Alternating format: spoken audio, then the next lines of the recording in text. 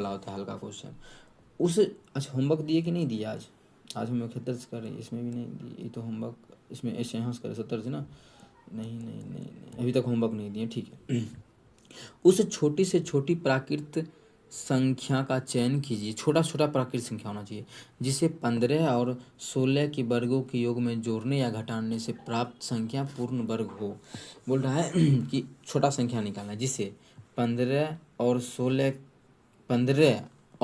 16 के वर्गों के योग, 15 के वर्ग और 16 के वर्गों के योग में जोड़ दे या घटा दे, तो पूर्ण वर्ग होना चाहिए। ठीक है, देख लेते हैं। तो इसका स्क्वायर आसान है निकालना, तो क्या होता है देखो इसका बच्चा तुरंत निकाल सकता है, लेकिन हम थोड़ा अच्छा चीज़ समझा रहे हैं कि इसका होता है 200 कितना 225 होता है ना, हाँ, और 16 का होता है 256। तो दोनों का योग कितना होगा 256।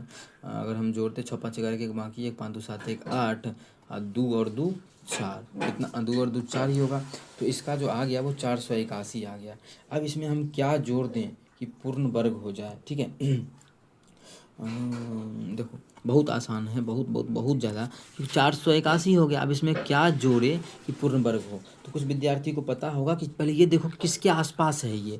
तुम बोलोगे कि सर 20 के स्क्वायर जब करते हैं तो 400 होता है, तो मतलब लगता है कि अगर घटाने का बात करेगा तो इसमें 81 घटाएंगे तब जो है 400 पूरेगा। तो 81 तो किसी ऑप्शन में नहीं है, हाँ एक ही ऑप्शन में है। क्या ये आंसर टिक कर देंगे? नहीं करेंगे, क्योंकि हमें छोटी संख्या बोला है। तो एक बार हम 20 का लेके देखें, 21 का भी लेके देखेंगे। ठीक है, हो सकता है 81 हो, लेकिन हम एक बार 21 के लेके चेक करेंगे। तो 21 का स्क्वायर कितना होता है तो उसको पहले हम लोग चेक करेंगे। अगर नहीं याद है तो आप लोग को 50 तक होना चाहिए। 21 का स्क्वायर होता है 441। अब देखो तो ये छोटा होगा कि ये वाला, तो पता चलेगा, तो हम घटा लेते हैं।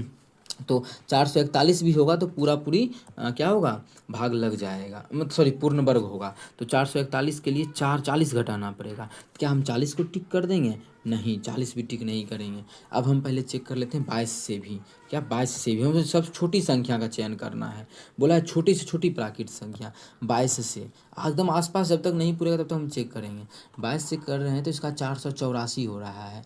मतलब इसमें अगर हम 3 जोड़ दें तो देखो आसपास पुर गया ना। अब नहीं जाएंगे क्योंकि माइनस में तो देख लिए, अब प्लस में भी पहुंच गए। अब प्लस करेंगे तो बहुत बढ़ जाएगा। मतलब 3 जोड़ने के बाद ये पूर्ण वर्ग बन रहा है, ये दोनों नहीं होगा।